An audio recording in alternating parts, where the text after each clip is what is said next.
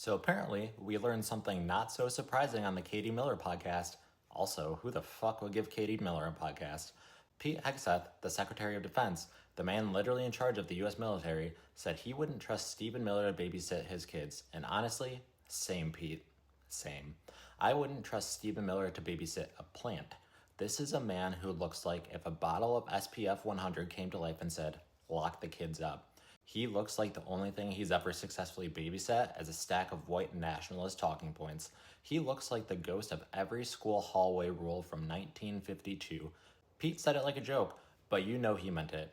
You know he looked at Stephen Miller once and thought, yeah, I'm not leaving my children alone with a guy who looks like he irons his bed sheets and hisses when the lights come on. Meanwhile, Pete Hegseth, a man who eats cereal and bread like he's in a hostage situation, is talking about trust. This is the same Pete who was handing out classified strike information in a Signal group chat that included his wife. But suddenly, he's Mr. Child Safety.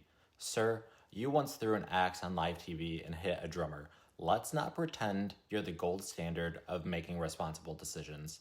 Pete's like, I wouldn't trust Stephen Miller with my kids. And Stephen Miller is like, bro, you texted war plans to a group chat like it was brunch photos.